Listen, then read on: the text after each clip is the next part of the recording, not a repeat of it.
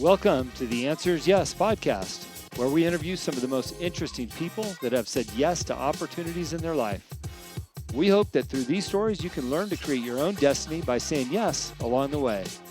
Join us as we explore the new series covering topics such as passion, integrity, and hard work. I'm your host, Jim Riley, and I hope you enjoy these interviews as much as I do. I believe that everyone has an important message worth hearing. Hello and welcome to the Answers Yes podcast. Thanks for tuning in. I've got Matt Beaudreau on the line today. I'm not even going to mess around with normal introductions. There's so much I want to talk to Matt about, and I want you to hear we're just jumping straight in. So Matt, thanks for being here.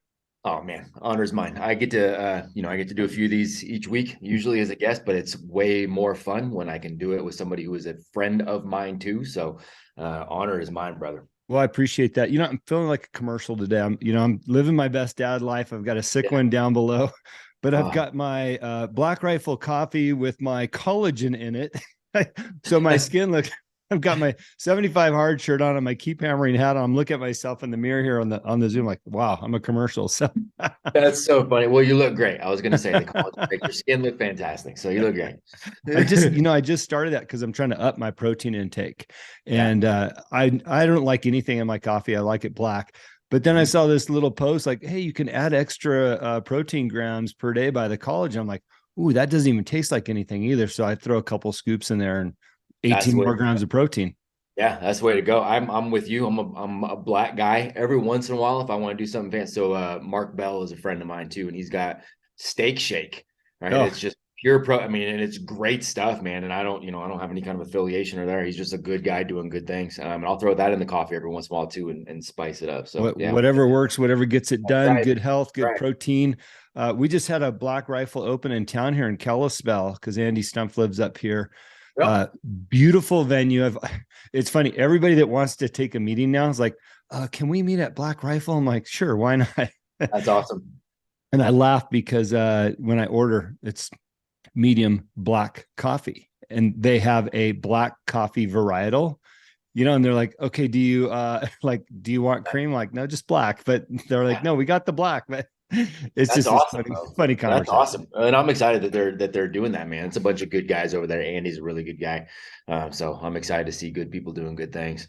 Well, what's great about that, and we'll leave these commercials off after this, is, we have the largest contingency of veterans here in Montana, especially on the Western side. And so the work that they do with vets, I'm really happy that they're here, and I've already seen the vets in there and they're supportive. First question out of the cashier's mouth is, are you a vet? So I think it's a really good fit for them with how many vets live here in Kalispell, Western Montana. So pretty cool. Very cool, man. Glad to hear it. All right. So the reason why I asked you to be on the show is I've spoken to your group, your young men in Apogee, and I feel like I know something about it, but not enough. And I've had so many conversations with people about what you do, and I just feel ill-informed. And I know that the work that you do is so important. Matter of fact, I've seen the result of that through some of your students here in Montana, and they've reached out to me, and I've built a relationship with them. And I'm just so impressed by the young men you're producing. And I think this gentleman I'm referring to, 13, 14, maybe, maybe on the high end. Right. And it's like, wow, this is like speaking to an adult, but yet he's a kid and he's enjoying his kid life, So let's start with you giving us some background on what you do and your program, and then we can just go left and right from there.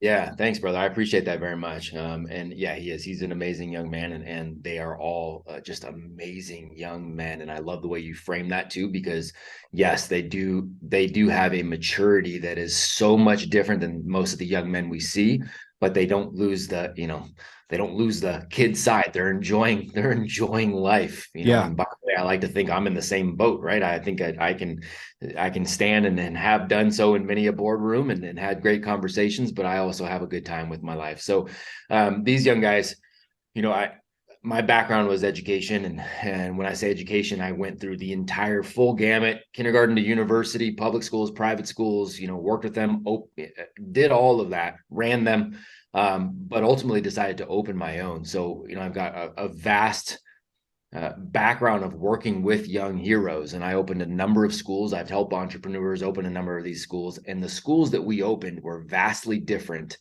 than your conveyor belt programs. They're very much centered around education versus schooling in a traditional sense. So when Tim Kennedy and I, Tim, my business partner on this, decided to launch this, we kept that in mind.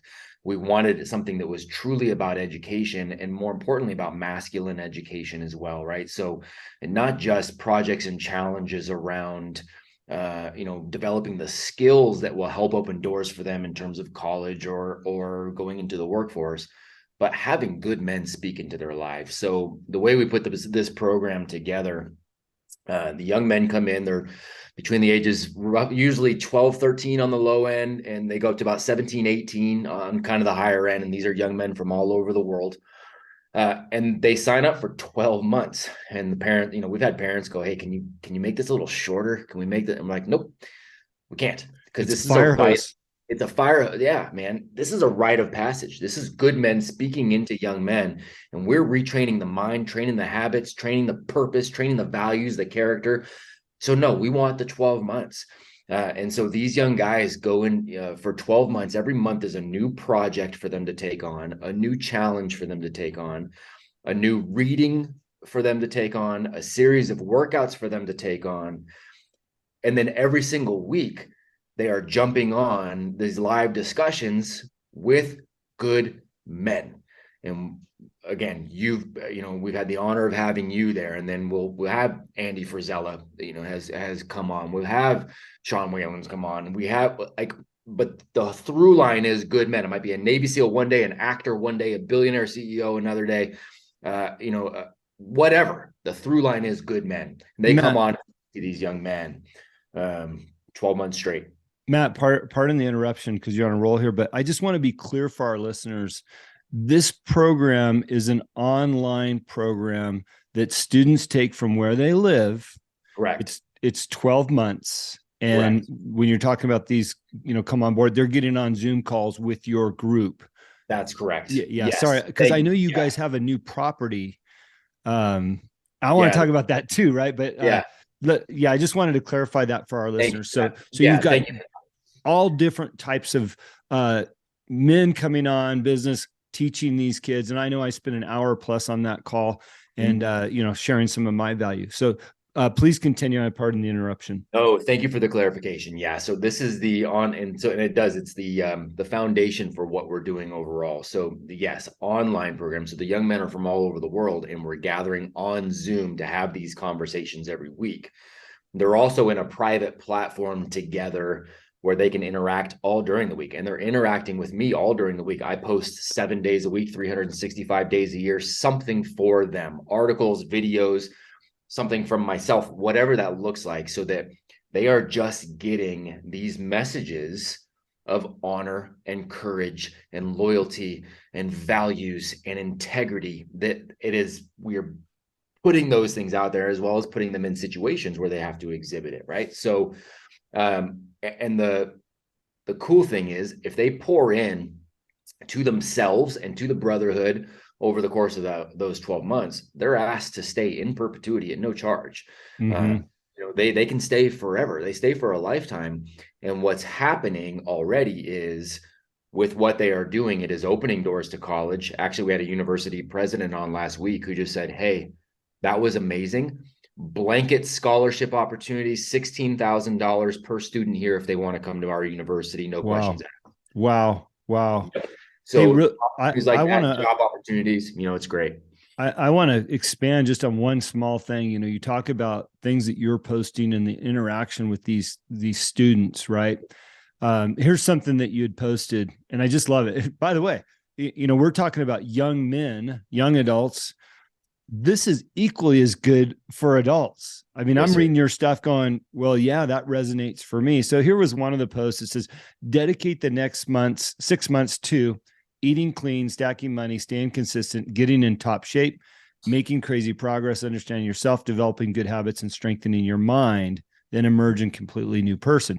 Now, this is a post that you reposted from somebody else, But the point is this is the kind of messaging you're sending to these young adults. There's nothing wrong with any one of those bullet points I just read off for all of us That's to be right. better humans. That's right. That's exactly it. And again, it speaks to the expansion of what, we have our dad's program that we just launched. It's a similar fashion that we just launched in January. So again, it's these ideals are timeless and they're classic because this is the way that we develop this. Well, education, the root of education, educare, to draw out. This is the way men draw out the best in themselves with a focus of now we can turn around and go serve other people at a high level. And that doesn't change whether you're 12, 18, 27. The circumstances around you change, but that is what we're espousing as an organization altogether. So yeah, 100%. Matt, when you talk about serving other people at a high level, how do you describe that to a 14 or 15-year-old? What is, how does that come off? Yeah. It is, they're starting to get, developmentally speaking, they're starting to get to the area where that abstract concept starts to make sense and starts to be a reality in terms of like actual development, right? At that age, they can start to see it. But the most important thing is that they do see it from somebody else. So we are training them to look at patterns in all of these good men. So when they've got Jim Riley come on and Jim talks about his story, what he has done, how he has done it, what that journey looked like. And then the next week, Brian Callen comes on and talks about the same thing. And then the next week, JP Sears comes on and talks about the same thing for their own lives, right? What we do is we go back and we look at pattern recognition so that they can see, well, here's how they started. Here's where they are now. Here's their definition of service, meaning how are they living their lives now that are positively impacting others so that we can start to connect all of those dots. We are giving them the example rather than doing an academic theory, right? That's not going to connect with them where they can go, okay, serve at a high level. What is the clinical definition? They don't care. And by the way, most adults don't either. We want to hear the stories. What are the actual stories? What are those tangible results? And let's just keep bombarding them with those positive stories so that they know, okay, I'm going to copy that sort of mentality and that sort of roadmap until I really get ingrained how I want to develop my own roadmap. And I can't help but think that these young adults are going to catch this a lot sooner than some of us. I mean, I paid a lot of dummy tax over the years to get to where I'm at You today, and me right? both, sir. You and me both. Yes, sir. That's exactly right. That's exactly right. And they're learning from, everybody else's mistakes. My friend John Lovell, I don't know if you know who John is for the Warrior Poker Society, right? So John came on and was saying that exact same thing to them. He's like, look, man, this is great because I screwed up so much in my life. I'm going to give you every single one of those screw ups and tell you why you need to avoid that. And that's it. They can learn from those things. It's a beautiful thing. How cleansing for your guests too. I love telling my story because it's just cleansing to talk about our mistakes and be honest with those mistakes and just to say, look, man, I screwed up. Don't do what I did, right? When I talk about just the students in general and maybe the state that they come to you in, okay, and I'm believing that a parent is stimulating, hey, we want our son to go into this program, or maybe the child found this on their own. But what I've found, and I'm curious what you're finding. So I'm teaching a business class a couple hours a week at the local high school. It's a private school, so education is a little bit different there. But 9th through 12th grade, I'll have a topic of discussion, and I'll say, well, who knows about this?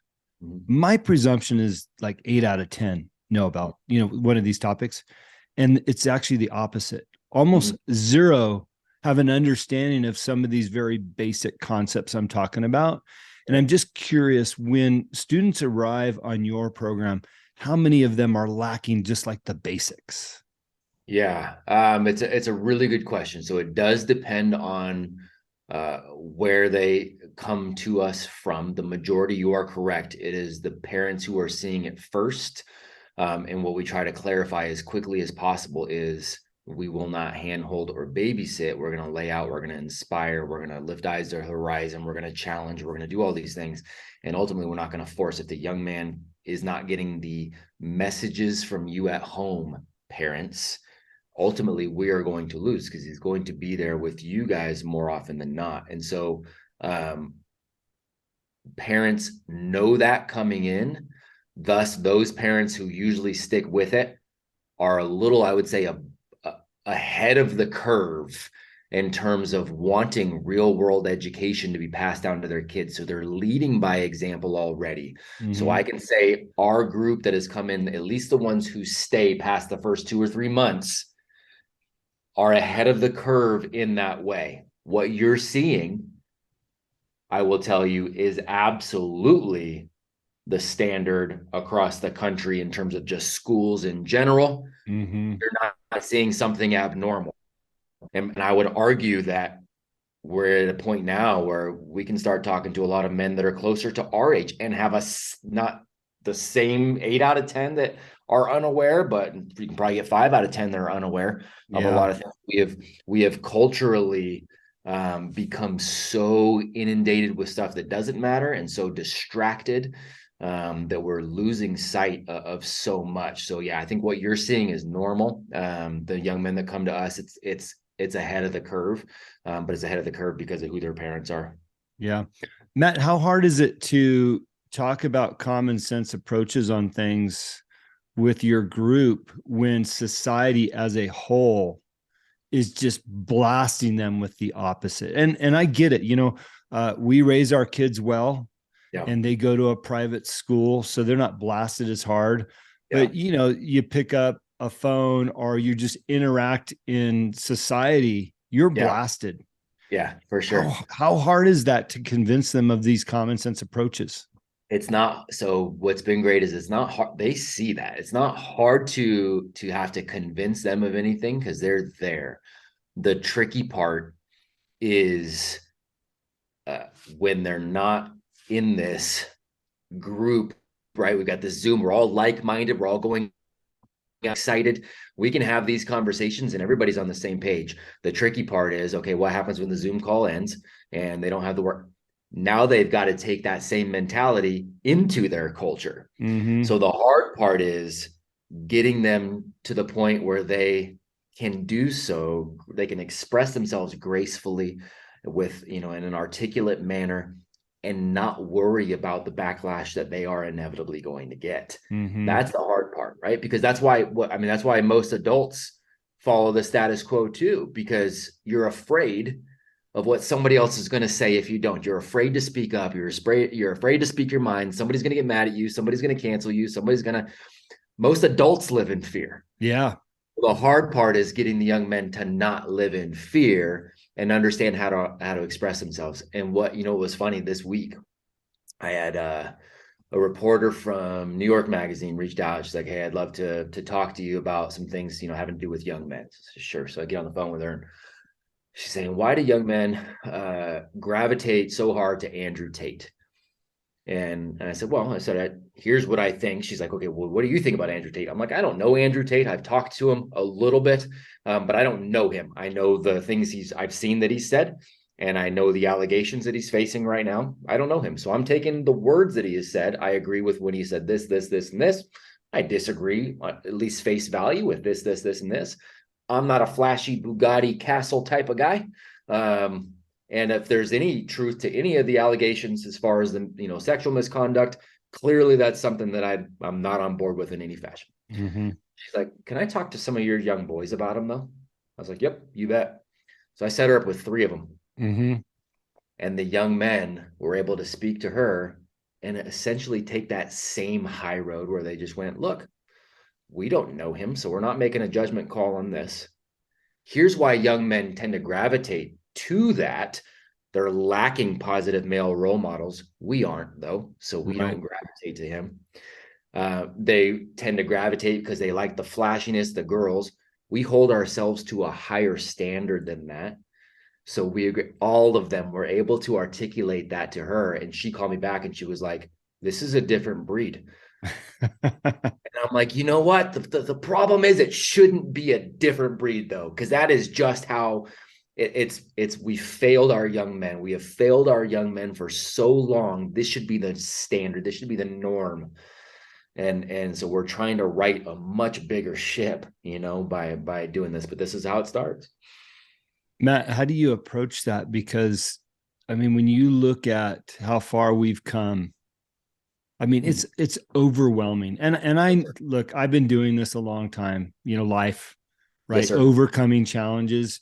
And I realized that it's one small step in front of the next. But some days when you look at how fast society is crumbling, Yes, sir. right? Just go back 5 days to the Grammys, right? Like what's Yeah. become Yeah. acceptable Sure. now Yep. is beyond me, dude. Yep. And I want you to answer that question, but so we've got some bills in the house here in the Capitol right now to protect our youth, right? And a lot of it's transgender stuff. And Yeah. I'd commented something positive about the bill. I just got blasted by the LGBTQ community, in drag shows. I said, look, man, even Sin City, Las Vegas doesn't allow minors into their shows. Like, come on, Right. Right. but Yeah. but how do you look at this massive elephant in front of you and just not get discouraged, even if it's one bite at a time? Yeah. It's a really good question. So I don't know if this is a DNA trait uh, that is a feature, or if it's a bug or whatever it is. But for whatever reason, this is kind of the way I always sort of look at things like this. I've got a couple of different perspectives. One, I look at the history of humanity, and when Mm-hmm. I say history of humanity, I am somebody who will look at the biblical texts as well. Whether somebody agrees with that or not, don't care. But I look at that and I go, okay, well, look at the history of mankind. God takes the Israelites out of slavery, takes them out of slavery, like takes them out of Mizraim, brings them into freedom. And what's the first thing they do is they ask to be put back into slavery. They say, the voice of freedom is too loud. We can't handle it. We can't do it. Right. I look at him charging people with Noah, and he's like, dude, build this boat. Noah's like, I'm building the boat. Everybody's invited. And people are like, nope, nope, nope. You're crazy. And they'll say it all the way up to the point until they drown. Mm-hmm. Right. So I'm looking at the history of humanity in that regard, knowing that the majority of people, the default setting for humankind is slavery, and that's what they ask for. So when I look at that, I just go, okay, my job is just to build the boat then and to invite people along. Mm-hmm. And I already go into it assuming the majority are going to go, nope, you're crazy. You're not whatever. We're not. And I'm okay with that. I want to support them. I want to love them. I want to care for them. I want to invite them. But I don't feel like it's my responsibility to convince anybody. I Yeah. want to, and that's what an educator does. An educator, you can't teach anybody anything. They have to decide. I can go, Jim, I have this pen for you, sir. Here you go. And I can tell everybody I gave Jim a pen, but if you never took the pen from me, I didn't give it to you, I tried. Right? Teaching is the same way. I can try all I want, but if you don't receive it, it doesn't matter. Education is wildly personal in that way. So all I can do is try to inspire you, try to give you a reason, try to lead by example, try to make it so that you want that pen, you want that education. That's what I'm doing for everybody else. But at the end of the day, it's up to them to decide. So I've got that perspective, and then when anybody pushes back on things like that, like what you experience with, the community, and oftentimes that gets, the comments will get taken out of context, and won't, I post things all the time where people don't read what I actually write. They Of just take course a look, not. right? And they just take a look at one thing and then they're like, screw this guy because, or whatever. I mean, I just can't put any weight behind, it's like if I had a 5-year-old that walked up to me and was just like, hey, I think you're stupid, and I don't know who the kid is. It's like, okay, buddy, I hope everything's okay, and more power to you. And but it's not going to ruin my day. And that's how I look at people online or like, Yeah, whatever. for Go sure. get it. Go get it. So let's talk about this boat you're building. Yeah. You're equipping your students with tools. Let's Yep. talk about some of those tools, because Yeah. I know health is a factor, mind, body, soul. Yep. Walk us through some of that. Yeah, they when we talk about these 12 months, uh it is true education, so, and it's not schooling, right? So we have them start out by changing the language they are using. Words matter. And they're building out the ideal version of themselves. What does a leader look like? What kind of words does a leader use? How does a leader act, behave, think? Let's define that, and let's use examples from history to define what good leadership looks like from a male perspective, right? And so we have exercises where we are mapping all those things out using, trying to eliminate soft language, utilizing words that are uplifting, are inspiring, are respectful. So changing language, and they start practicing those things at home too. They start building out. They start helping their family, leading first in their family, where they can start to practice and get those reps before going outside. That first month is just changing the language within your family, starting to develop family contracts, and you, young man, start to lead family meetings every single week to make sure my family is moving in the right direction. That's where they start. They start there. Then they start to expand outwards. They start to take on understanding how to respectfully approach people who are ahead of them in society, so to speak, where it's an elder who is doing something that is providing value to others. They start to learn how to create a network in that way, to start having interviews with CEOs and entrepreneurs and law enforcement and fire. They start to learn the protector side. They get CPR certified and AED certified, and they start to take a look at understanding how to take care of somebody if somebody was to get hurt. They start to put themselves in an uncomfortable situation. They have to get on stage. They've got to speak somewhere. They're taking on a speaking challenge. Mm-hmm. They put themselves in situations where they're having to recognize patterns and think through and gain skill sets of being uncomfortable, but being able to communicate in an uncomfortable situation. So they'll have something like a paperclip challenge where they have 30 days to start with a paperclip, and they can't exchange money at all, and they can't go to grandma and grandpa for this. They take a paperclip and see what they can trade their way up to over the course of 30 days, just by having conversations and by thinking through, okay, well, I've got a paperclip, but that doesn't mean anything to me. Jim, though, Jim collects paper clips. And I Mm-hmm. bet you if I get it to him, he'll give me something cool in return. Right. We had a young man trade all the way up to his first truck in Awesome. 30 months. Right. But think Awesome. about it's great to get the truck, but think about what he had to do to get it. Yeah. All the door knocking, the situations, the conversations, the thinking through, okay, well, now I was given this, which is a greater value. Who wants this and how can I get that into their hands, right? So they're taking on all these entrepreneurial sort of endeavors too, because those are microcosms of of real life. They're doing 75 hard. That is in there. That is Yeah. part, right? Like, so it's all of these things that are unlocking the best parts of them while reading these great books, talking to these great men. I want to touch on that paperclip challenge real quick Yeah. because I think this is where people miss it, right? Mm. I was speaking to the president of the school that I teach at. His name is Mike Annis. Mm-hmm. And we were talking about education and how he wants to transition that school to be more aligned with some of the things you're talking about, actually. Yeah. And he said something to me that is exactly like what you're talking about with this paperclip challenges. He says, I can learn almost everything in life there is to learn by a hunting trip. Mm. He said, if you think about everything that goes into hunting, right?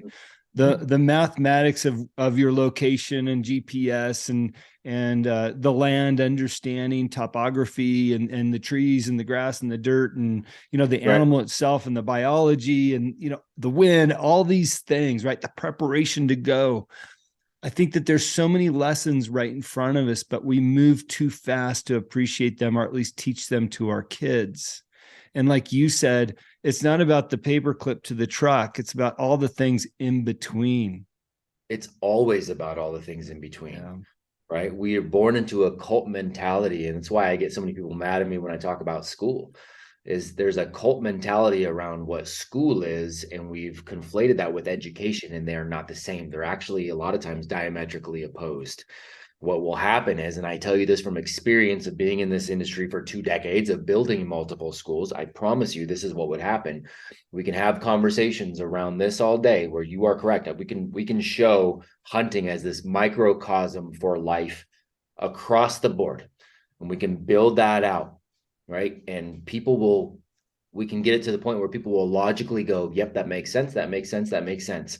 But emotionally, they are so tied to the cult mentality of school that I promise you, we would have parents who go, yeah, but if they're out hunting, I can't really, what about algebra? They got to get to learning at some point. And they confuse school with learning versus the reality that you are learning all day, every day when you are doing things like that. You are on a hunting trip, you're learning. Well, you're learning algebra, by the way. I mean, look at Right. you're on a mountaintop shooting down into a valley. There's the algebra. You got to That's equate the exactly bullet. right. That's exactly right. But we have so been conditioned to believe that school, textbooks, a certain timeline, specific quote unquote subjects, right? That all of this is what learning looks like. And even though we can see a population now where 95% have gone through that sort of system, and I would argue that you'd find very few people that would go, look at the population of the US. Yes, we're wildly educated as a population. I don't think anybody's going to say that, but yet we've gone through this system. So where's the disconnect? Now, I'm not pretending school is the only disconnect, but it's a large one because we've got our brain, mixed up on what education really is. Matt, you challenge me every day and you don't know it, but you challenge me to be a better dad in how I teach my daughters. And yes, they are in a private school system, which gives them a little bit more of an upper hand than the public sector. But, things that you've said resonated with me. It's still that conveyor belt style, Yes, sir. move on to the next station. But where you've challenged me at, Matt, is the way that you speak about the lessons that our children learn in everyday activities. Mhm. And I'll give you an example of that, and you can expand on how we get there. But I took my youngest, she's 7, down to water the cows. Mhm. Right, simple activity. I do it every day, right? And typically I go alone, and she wants to join in. And I thought, here's a teaching opportunity. We can drive down there. I can do the work, get back in. We take the side by side, get back in, and come back. We'd be done, and yeah, we'd have 15 minutes of father-daughter time in the car, right? But instead, you challenge me to involve her and educate her in the process, right? Why do we drive down this path, through the snow? Why do we chip the ice away? And how much water do we put in there? And how did that ice get there in the first place? And why didn't the cows drink the water before it froze? And all these things. And consciously, I'm going, okay, what would Matt do here? What would Matt do? He would explain all this so that when my daughter gets back up to the house, she'll have more knowledge than what she started with. You bet. We And she'll have miss more that. knowledge of adults. We miss that so often as adults. We don't take the time to think, I should be educating and explaining to my child why we're doing the why, right? So, anyways. And here's the thing, man. Thank you for that too. It's an honor to hear that and to know. And I know that what an intentional person you are too. So, your young heroes are getting are getting a freaking rock star environment because of who you are. Here's what parents need to understand. You are always, through your actions or through your inactions, Mm-hmm. the primary educator in that young person's life. Yeah. So what you do and what you say, or what you fail to do and you fail to say, those lessons are being passed down at warp speed. We have to keep that in mind. That's Everything. wild. Everything you are doing or not doing, saying or not saying, is educating them. And I think something I put out there a couple of days ago, man, it's like your children, because of that powerful influence of seeing you, right? They do what you do before they do what you say. So when they're seeing that influence, they are predisposed genetically, yes, but because of the time, they're predisposed to becoming who you are. So first, get busy being who you want them to be, Yeah. and then bring them along for the ride. It's not crazy difficult. It just takes time. And that's what we do. It's like, because like you said, it's easier if I just go down and do, man, it just takes time. All you're doing is bringing them along with what you do anyways. I put something out there and people, and that becomes the norm. That becomes normal, right? I put something out not too long ago, and this always drives me nuts, but it is what it is. Like I put something out there about something my daughter said to me the other day, because my wife and I were talking in the kitchen about the Federal Reserve and something to do with the digital currency that they're throwing out there and all this kind of nonsense, right? My 9-year-old says to me, I don't understand this whole Federal Reserve thing. Like, why do they get to just print money whenever they want, but they're still going to go ahead and tax the population? Right. And so I'm like, yeah, that's a great question. Like, let's have the conversation. So we have the conversation, and I posted something out there, and so many people are like, never happened. I call bullshit. I call that. And I'm like, first of all, I'm not a liar, and I don't, period. No And I'm reason to. no reason to. And I'm certainly not going to lie for some sort of arbitrary likes and clicks. And if you think that's what I'm here for, you're not paying any freaking attention. All right. So there's that. But the reality is, that's a normal conversation in our house. Mm-hmm. And it's a normal conversation with our kids. We've confused schooling and education. So we feel like a 9-year-old, no, they're just doing multiplication tables. No, in our house, we talk about those things and we bring our kids along with us. My kids, they don't have to understand that mom and dad, they don't have to understand the entire flow of how mom and dad's various trusts work with the 501c3 and how we're looking at the cash flow of all of this and the various businesses that we have. They don't have to understand every bit of that, but they know that's the conversation we're having. They're having it with us, and they pick up little bits at a time because that's the normal. It's what you make normal becomes normal for them. Yeah, the inclusion. I would actually argue with you lightly on it takes more time. It doesn't take time. It just takes attention, right? Yeah. And be specific with your actions. Didn't take Yeah. me more time to go water the calves. Yeah. It just took my ability to give her the attention she needed to learn. Yep. Right. I mean, I get your point, right? Yep. So another thing I want to expand on a little bit, my wife taught me this early on, and I'm so proud of her because, she's 20 years younger than me. You feel like you know everything, right? You don't. We Yeah. were at the shopping center one time and we're pushing the basket back out to the car. And she says, excuse me for a minute. You guys go to the car. And she walks away. I'm like, that's weird. Well, she was going over to another car to help somebody unload their groceries because they were in a wheelchair. Mm-hmm. And she comes back and she says, they're watching everything we do. I want to set an example, right? And that's what you're talking about. But what I want to cover is that's a big thing, right? And it's kind of I don't want to say it's an easy thing, but look, that's an easy target. But I think what you're talking about is all the small things too. I like to tell that story about my wife, and it's okay, cool. She went across the parking lot and helped somebody that needed help. But what about the small things in the household that happen every day, all day, that aren't as sexy as going to help somebody in a wheelchair? Those are the Bingo. important things. Yeah. Those are the important things, right? And it's just like, so we talk about it we were just talking to the dads. I had the dads call last night for the Apogee Strong Dads, and we were talking about how in this program, like, that's cool. You get some points for like some of the big hairy goals. You go complete 75 hard, you get some points. You go, complete a go ruck, you get some big, like, that's great. Fantastic.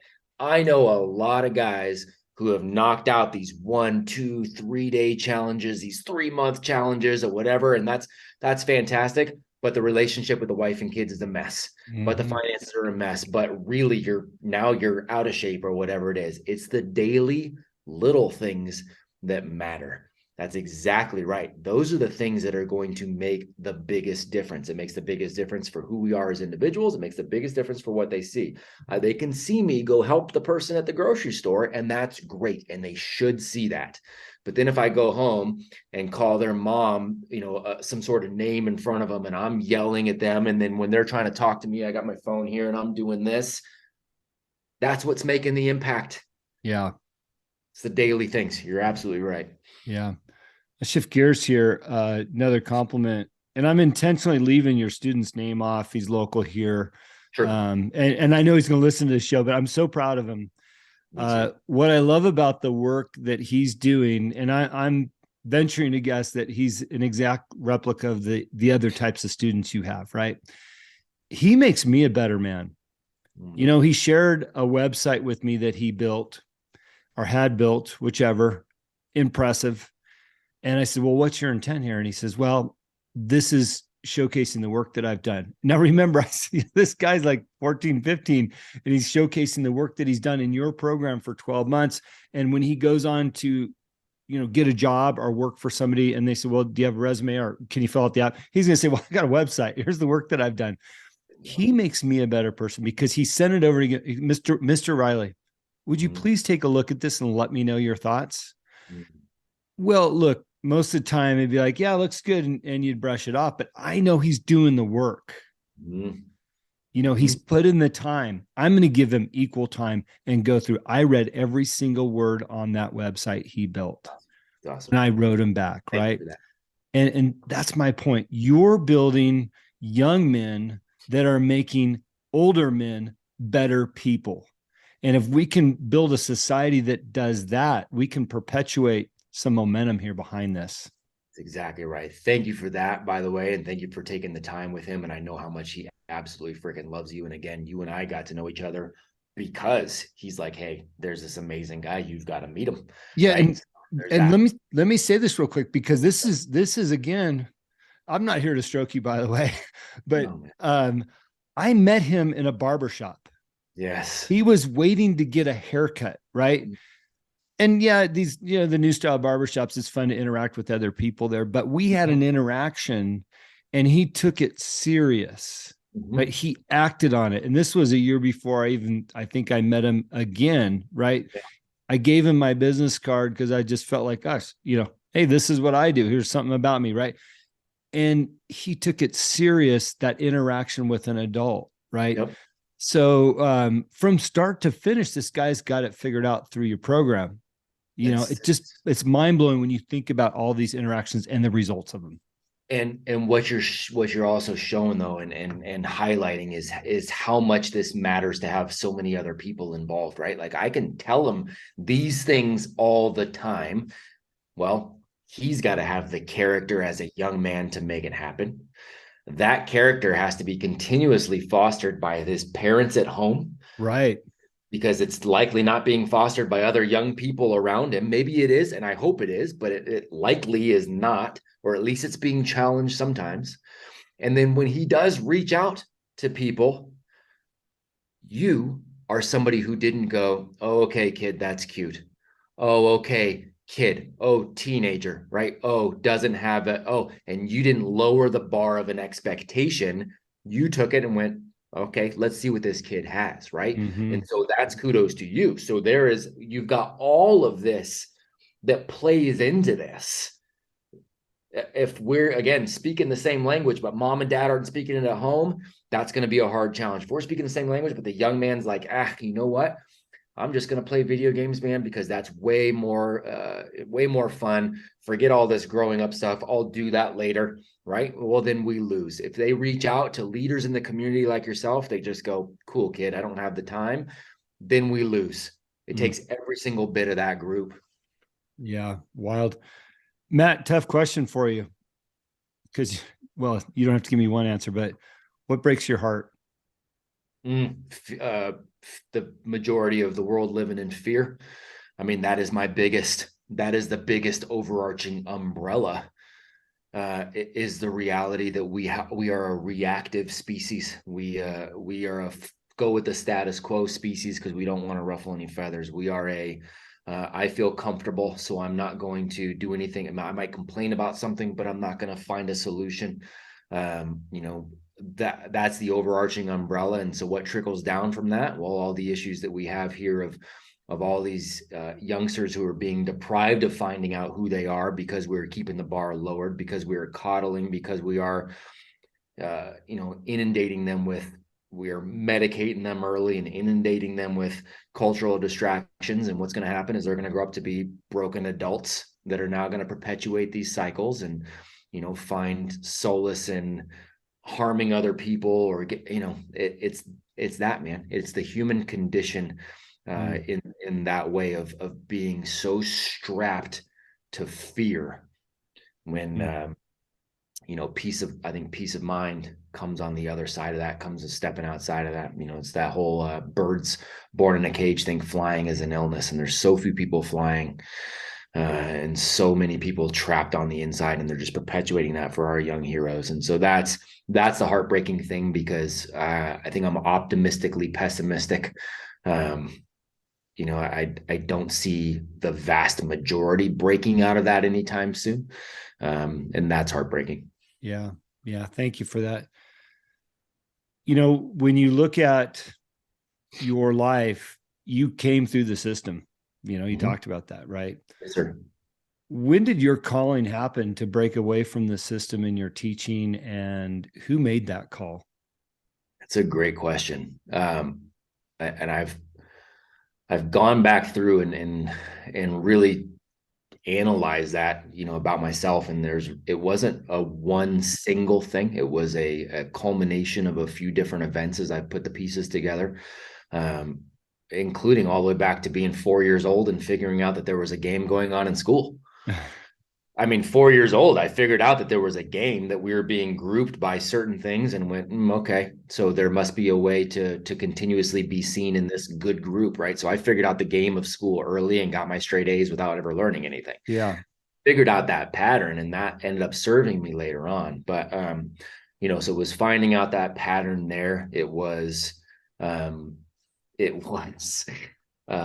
certain experiences where I put myself, through tests. It was the experience of being homeless and having to put groceries back on the shelf. It was the experience of getting in the cage and realizing that, the noise gets turned down when you're just in combat and figuring out one-on-one, and you got thousands of people here, but you can have all this chaos going on, but you can still find this weird peace in a fight. And so it was something that I translated into a more metaphorical thing of like, hey man, maybe the peace for me is really in the fight. Maybe that's where I'll always find peace.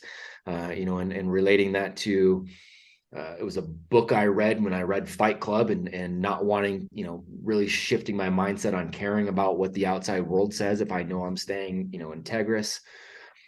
I can point to so many different areas that prepared me for it.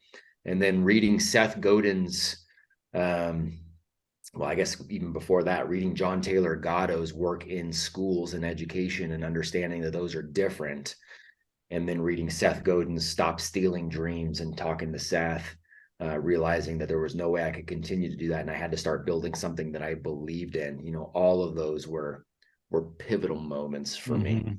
There's a bunch. There's a handful that I can point to and go, these change things, Matt, we live in a society where people are soft. Mm-hmm. There's no doubt about it, right? People are soft. And I think people like you and I would like to find some common ground with those people to help, whether it's their children or help them become, and I hate to say this, but in our minds, better people for the things that we feel are common sense and, biblical and foundational elements of how this country was founded and how man was meant to live, right? Mankind. Right. But we used language like warrior and fight and strength and 75 hard program. How do we find the middle ground when that's our language? And why do we use that language, in your opinion? I know why I use it, because I'm fired up, right? Yeah, for sure. Is the problem that big that we have to use that language? I think that language speaks specifically to men. Yeah. Right. And that's part of it, is we've got, as a society, gotten confused that men and women are different in some regards. And that's a good thing. That's not a problem. That's right. A good, right. It's the yin to the yang. And so I think that's part of where this message gets mixed up. I even had somebody comment on something this morning going, oh, you're, doing an Apogee program for women that's coming out. please tell me you're not trying to, make women into these warriors and into these men. I'm like, you're not paying attention to anything we're saying. No, we want women to be the best version of women and what they can be, and femininity, what that looks like, right? Right. So yeah, that language, the warrior, the struggle, the fight, that speaks more to the heart of men. That is a DNA construct of men. And whether you want to say that we evolved that way, or you want to say we were intelligently created that way, fine, we can have, that's a separate conversation. I believe that is by design, but it is no doubt the DNA. So that speaks to us.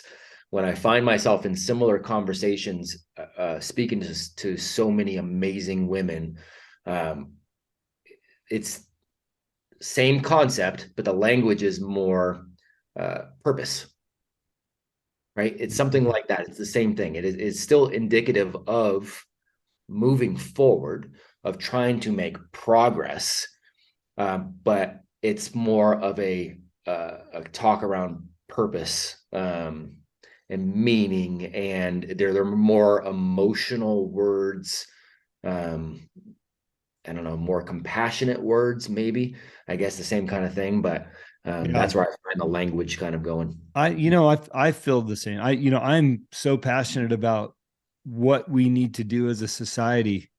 Mm-hmm. Fighting warrior is the only words that I can use, but I wanted to hear your reasoning to Yeah, reinforce my own. yeah. Let me ask you another question, because this has come up a lot recently for me. You know, I don't know your exact age, but I'm 55 this year, and I feel like I have to stay in the fight, Yeah. using that language again, right? And when is it over? It's never. It's till my dying day. I'm going to stay in the fight to make this a Right. better society, make our children better, stronger, with more wisdom. But many people feel like, hey, I'm reached that retirement age. I put my time in. I did my career. I gave my, even like law enforcement, right? I'm retired. I'm done now. Well, in my mind, there's a gap, right? You retire at 45 or 50. What are you going to do till you're 75 or 80? Mm-hmm. And in my opinion, and correct me if you feel differently, or if I'm wrong, I'm like, look, you have a lot of good years to contribute to society, and we're built to contribute, not just sit back and selfishly be in our own little bubble. Am I being too hard on people, or are we supposed to, as mankind, take it to the end of the road and keep giving back? I don't see it any differently at all. The word retirement, I get that concept of maybe I don't do this specific job anymore, but Right. the thought of sitting somewhere, sitting around somewhere, and just letting the days pass you by, uh, I I truly don't believe that mankind gets to a place of true peace of mind, of true happiness, of true joy, unless we are moving forward. I think minutes are wasted or they are invested. I don't think there's a neutral. And we look at retirement, or in that concept, that way you framed it, as like you have an X amount of years where it's just this neutral time where you're not doing anything in society, but you're not necessarily wasting it, but to me, that's a waste. It's a Mm-hmm. waste. It's an existence, but it's not a life. We talk about some of those pivotal moments. I remember being 14, sitting in a theater, 15, 15, sitting in a theater, first date I was ever on with a girl, Mm. and watching the movie Braveheart. Right. So, yeah. So, by the way, you're Not a good 55. first date. And so, yeah, it's a great first date, man. It was great. But by the way, I'm also mad that you're 55 and you look younger than I am. Okay, that's different. It's all good. But anyways, I'm watching this movie with her, and there was a point in the movie, right, where, and this is one of those moments for me where Mel Gibson's character says, every man dies and that every man really lives. And at that point, again, I had nothing to offer the world as a 15-year-old young man at that point who didn't know anything about himself. But I remember thinking in that moment, I could care less about the captain of the cheerleading team that I was sitting next to. I just went, I need to live. I don't Mm. want to exist. I don't think we're designed to exist. I need to live. I need to figure out what that looks like. Now, I made a lot of there was a lot of mistakes along the way to get to that road, but I still hold very much true to that belief. So I'm with you. I think we are designed to find the ultimate joy and truth and purpose and happiness, just continuously moving forward. And I will do so until I am 6 feet under. Mm. I love that. I just helped a good friend of mine get elected to the state Senate position here in Montana, John Fuller. He's 76 years old. Mm. They're already tapping him for something else in 2024. He says, Jim, I don't know. I'm going to be 78. I said, John, God gave us our health for a reason. Let's use it together. That's right. And he's like, you're right. Cause he's very healthy, you know? Go get it. Go Um, get it. Yeah, why go get it? Why stop, man? I mean, one of my old, I had an ex-business partner who's, he's probably 70, I think he's 75 now. I mean, and the man works every day. He has gotten to the point, and it's not because he quote unquote has to. No, he has built a life of meaning, and he is in battles that he chooses to be in with the people he chooses to be in them with, right? And that's again, there's the peace and the sovereignty of that, right? You don't answer to somebody else you don't want to answer to. You do life with who you want to do it with, going after what you want to go after, trying to make the impact that you can make and make the positive dent that you can. That's the legacy, I mean, that's it. I And I love looking at it that way. I chose to be in the battle with John to run for state senate. I was his yes, campaign manager, and his opponent was a LGBTQ friendly, openly promoting all the sure. things we disagree with as men and as Christians and our constitutional beliefs.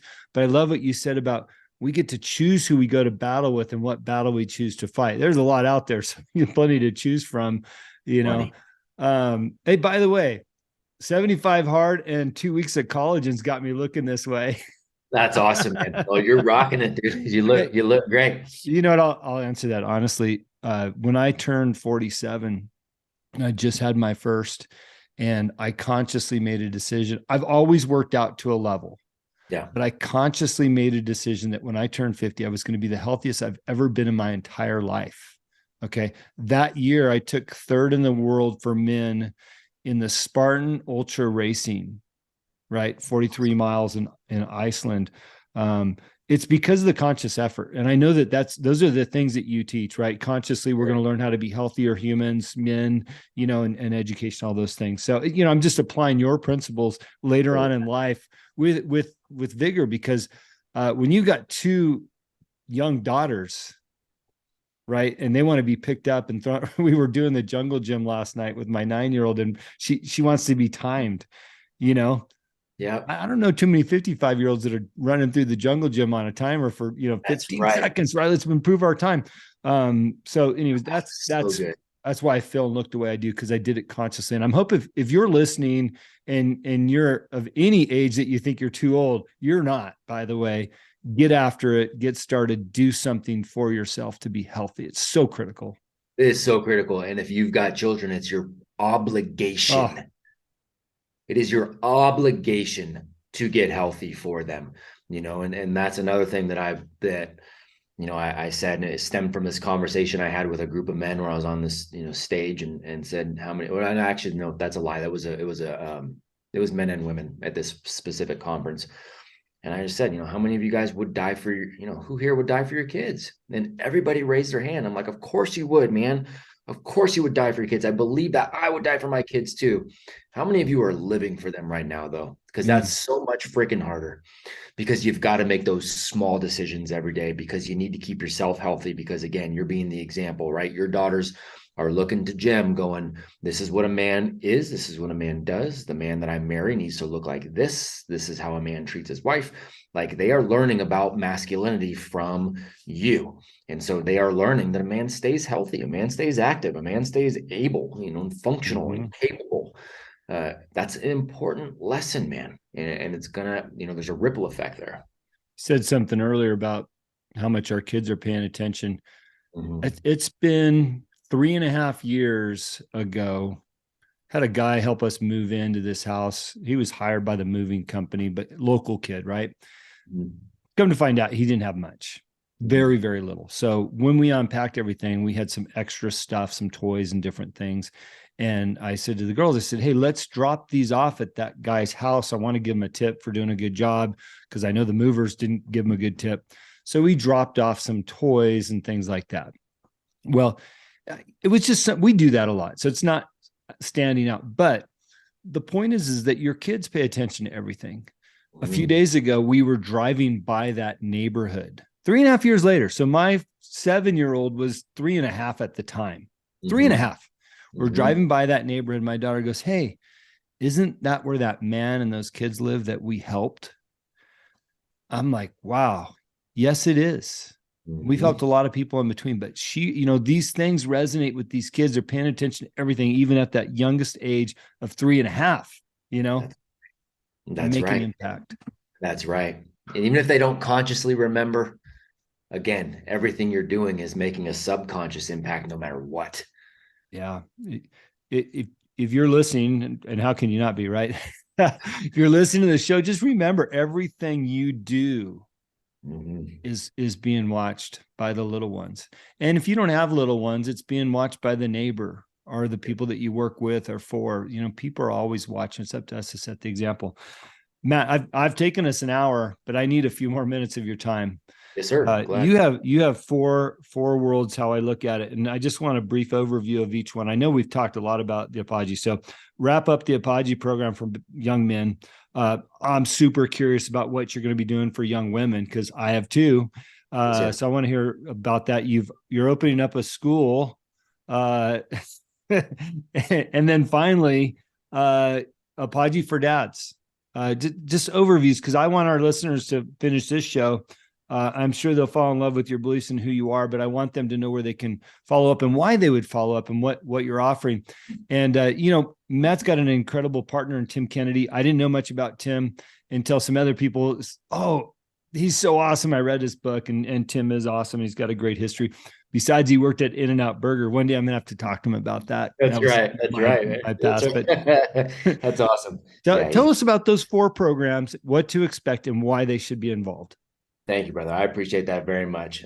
Yeah. So for the young men, and that's a lot of what we've been talking about earlier, that 12-month program there.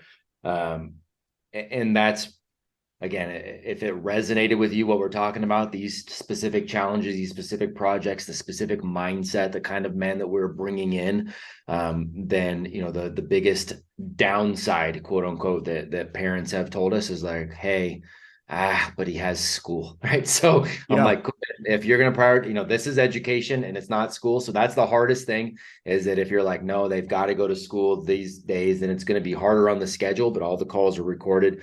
Otherwise, man, I think we spoke to that. Matt, can it replace school? Oh, I mean, selfish. Yeah, it should.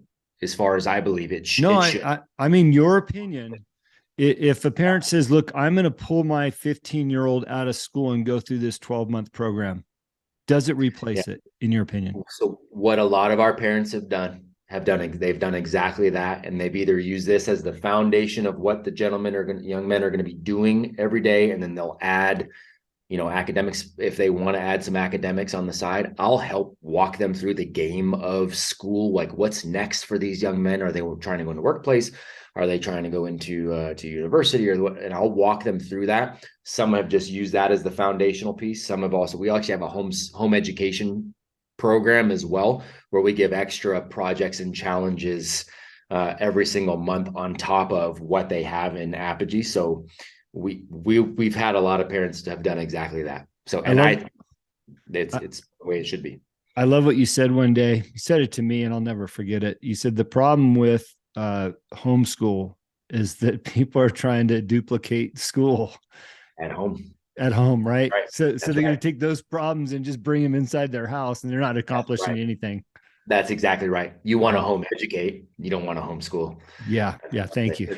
Yeah. It's a very different approach. So we've Yep. got a lot of people that do exactly that.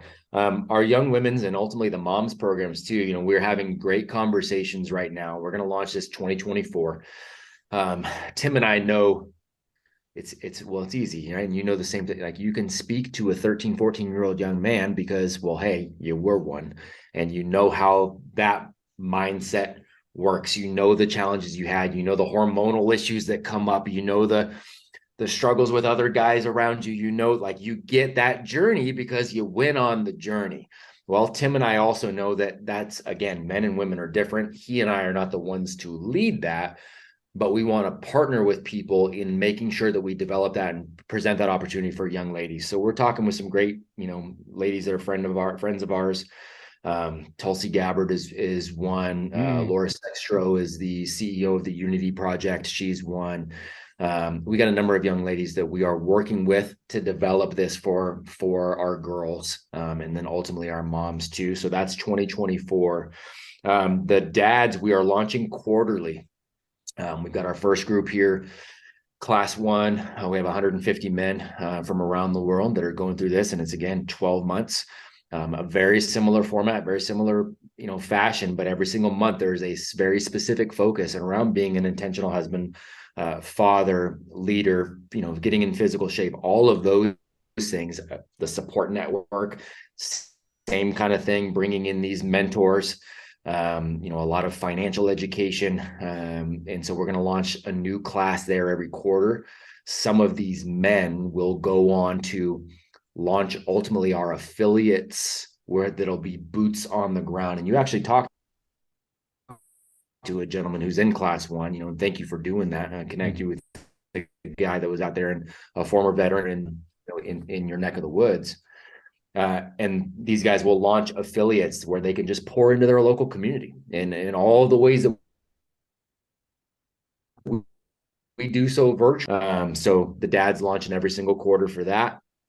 And then, the school itself. So I opened a number of campuses in California when I was there. I built the first one, again, selfishly for my own kids. Mm-hmm. That's why I wanted them to have a place to go that I wanted them to go. So I built it. And that's the hardest business, bar none, I have ever built, is building a school. Ridiculously difficult, but so worth it. And we end up having great results in the community. We end up building a number of campuses. So I had quite a few campuses that I launched there. I have since helped many entrepreneurs launch these same kinds of campuses in over almost 30 countries, almost every single state at this point. Wow. And so, what we have there in Cedar Park is the foundation for this as well. But we're going to go bigger and go bigger and better. And it'll be kind of the mothership, beacon, whatever, to emulate with the guys that are doing the affiliates, boots on the ground. Some of them want to also add an educational component to their local affiliate. And so that'll kind of help, create the blueprint for that. So we're trying to take the same mission from as many different angles as we can, again, to serve. So that's why we got a lot of time left, man. There's no retirement in the near future. And why would you, with such a great task in front of you? I suppose I do have another question, probably not easily answered. I watch your life through social media, and I just see, you with your kids and the things that you're doing. You're educating your kids at home. Can you just talk about your approach on that? I know we've dabbled on it, some of the examples we've given, but I look at you and I aspire to raise my kids the same way, right? And to be honest, I have a hard time pulling that trigger of pulling them out of what I believe to be a great private school. I think, and to be fair to them, there's probably 50% of value that I'm not really sure I could give them at home. And then the other 50% is like, no problem, right? Yeah. I struggle with that, but then I look at you and the kids that you're raising, from what I can see, is like, wow, man, I got to do that. Right. I can talk about them all day long, man. That's no problem, because that is my greatest joy. That is the greatest legacy. And if God says, hey man, today's your day and you're all done, man, I feel like we have set a foundation for the legacy that actually matters right there with them. So yeah, man. And thank you for that. Thank you for the word. So yeah.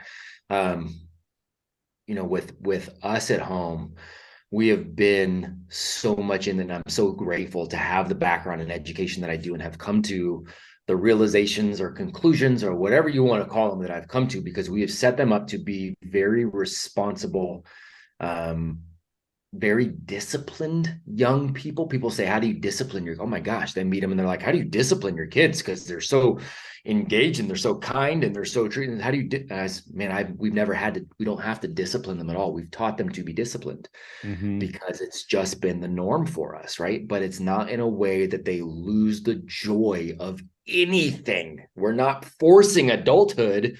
We have created an environment that has just let them be the best versions of themselves at all time. And the way the way we structure it and the way we look at it is like, so from where I am in my office, I can see out to our garden, right? We live on a Mm-hmm. farm here in the mountains of North Carolina. So I can see out into the garden here. And so there's an area where, we grow vegetables over here. There's an area we grow flowers over here. I'm looking at where we got the flowers. My job isn't to plant the flower and then go yell at it and to go beat it and to go pour information into. That's not my job. My job is to plant the flower and then I make sure the environment's right. I got to make sure the soil is taken care of. I got to make sure it's the right amount of water, not too much. I got to make sure it's getting the proper amount of sun at the right time. If I do all the things in the environment, the flower is going to grow like it's supposed to. Mm-hmm. That's what education looks like for the young heroes. We create the environment and they grow to be the best versions of themselves as God created them to be. I'm not going to bombard them with extra garbage. So, so for them during the day, they'll get up right about the same time every single day. They've got morning chores and responsibilities. They own something around this property, around this, like they've got things to take care of. There are animals to be taken care of. It's a full-on functioning farm. We also sell food. We sell to local restaurants. They're a part of that business too. So they get up, they take care of their responsibilities in the morning, and they'll have breakfast.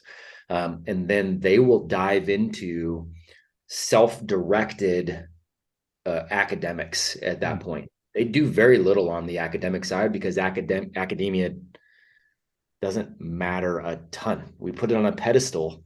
It's very easy to get, especially when you're developmentally ready to rock and roll. You start to crave it, but you don't start to crave it until a little bit later. And so right now they're 12, 10, and 7. So my 12-year-old's just getting to the point where it's like, ooh, okay, I'm super ultra interested in this, right? So they'll do the self-directed academics in the morning. And then they make sure they get outside. They make sure to put themselves through a workout, or they'll work out with my wife, or my son will work out with me if it correlates with my schedule for the day. But they always put themselves through a workout. We'll all have lunch together, and then after lunch, they will have projects. So there's projects and readings that I suggest every month, but there's also projects and readings that are based on what they want to read or to do. They'll do those.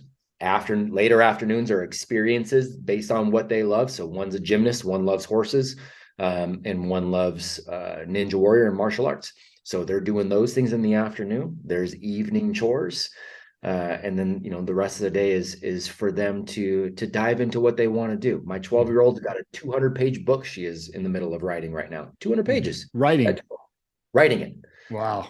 Right? Because that sounds great. My 10-year-old, she's writing a book as well, and she's somewhere around 100 pages right now. My young man's building out all of these things here in the basement, and he's building out some things outside and but they're wildly responsible, and we're having deep conversations every day, having conversations about the things they're reading, about what's going on in society, about what we do as a business, and they're taking a look at our cash flows, and we're just living life, moving forward, and bringing them along with us, man. And it's I hate to say that it's that simple, but it is that simple. It's not easy, but it's that simple. And my wife and I are intentional about every minute of that, making sure we are leading in the right way. It's beautiful, man. I'm the most blessed man I know. Period. End of story. How do you keep your kids from craving the electronics that every other kid has in this planet? Yeah, there's just it's not a thing, man. We don't do video games. We don't have them in our house. So Mm-hmm. that's not a thing. We have had some very clear discussions about how to use electronics for the good things that we can use them for, what that looks like.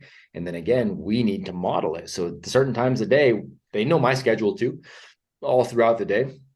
And when it is time for family time or chores or whatever that is, Dad's not doing this while we're talking, while we're doing chores. That's gone, man. That's put away because Dad uses this. for business purposes. Dad uses the computer for business purposes. And that's what it's for. Here's the upsides. Here's the downsides. They understand all of that. It's not a hard we just have the conversation and they're like, cool, man, we get it. Because here's what we want to do. Awesome. All right. I'm going to have to label this as my last question. I'm having too much fun. We'll just have to, man. Oh, we'll just have to, ask the other questions another day. So my last question is, how do you get, and I'll use just myself as an example, how do you get a parent like me to make that jump from the traditional schooling model to what you're talking about? Because I'm listening to you going, that sounds like the life I want my kids to live. That sounds like the parent that I want to be. And I'm pretty close, but the point is my kids still go to school. Right. But I'm scared to death of what habits we're not going to be able to break now. They're 7 and 9. They've developed habits. They know what electronics are. They know what school's like. They know what the friends are like, and all these things. It's like, I've created a little bit of a monster that I'm going to have to overcome. How do you get somebody like me over the line if that's where we want to be? Yeah, it's exactly what you said. It's identifying what the fear actually is, right? So everybody, it's a little bit different. Some people are, it's going, okay, there's what are the common myths of home education? So it's the quote unquote socialization. It's the, oh, but I can't teach them the academics. It's the, oh, but what about college? It's the, whatever that is, it's identifying what your fears are.